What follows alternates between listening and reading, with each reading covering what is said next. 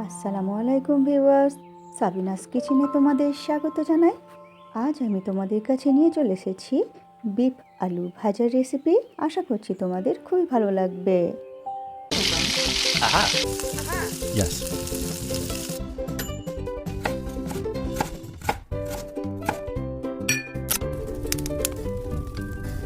Wow!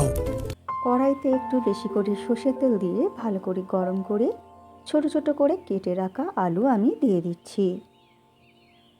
এখানে তোমরা যতটা পরিমাণ বানাবে তেমন আলু নিয়ে নেবে। পরিমাণ মতো লবণ, হাফ চামচ হলুদ দিয়ে আলু আমি লাল লাল করে ভেজে নেব।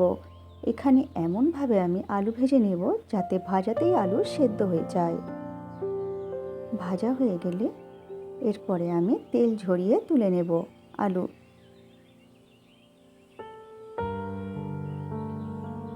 এরপর ওই তেলেতেই আমি তেজপাতা দিয়ে দিচ্ছি আর একটা বড় সাইজের পেঁয়াজ কুচি করে দিয়ে দিচ্ছি। পেঁয়াজ নেড়ে চেড়ে লাল করে ভেজে নেব।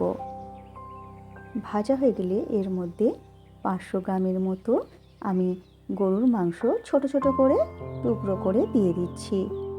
ভাজা মাংস ছোট করে টুকরো করে দিলে খেতে ভালো লাগে।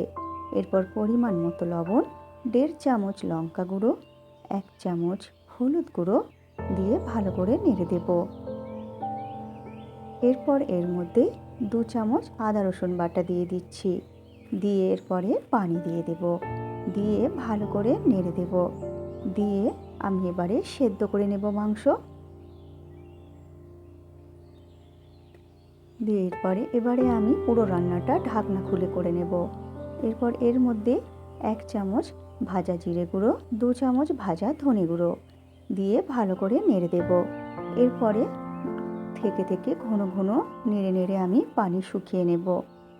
এরপর এর মধ্যে আমি এবারে 1 চামচ গরম মশলা গুঁড়ো দিয়ে দিচ্ছি।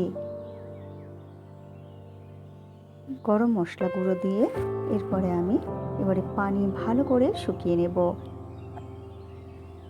তোমরা যদি একটু জুসিভাবে এই ভাজাটা করতে চাও, মাংসের ভেতরে জুসি থাকে, তাহলে এই রকম বেশি শুকনো করবে না।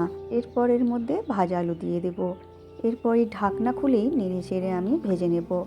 আমার বাচ্চারা একটু জুসি জুসি খেতে ভালোবাসে, তাই আমি শুকনো করে মাংসটা আগে ভেজে নিইনি। একটু জুসি থাকা অবস্থাতেই আলু দিয়ে এবারে নেড়ে চেড়ে ভাজতে থাকবো। ঘন ঘন নেড়ে নেড়ে আমি ভেজে নেব। এইভাবে তোমরা মাটন ও চিকেনও ভেজে নিতে পারো। এইভাবে নেড়ে চেড়ে এরপরে সুন্দর করে ভেজে নিয়ে এরপর তোমরা গরম গরম পরিবেশন করো ভাত, রুটি, পরোটা, পোলাওয়ের সাথে। আমার রেসিপিটি তোমাদের ভালো লাগলে লাইক, কমেন্ট, শেয়ার করে পাশে থেকো। আমার রেসিপিটি শেষ পর্যন্ত দেখার জন্য অনেক অনেক ধন্যবাদ তোমাদের।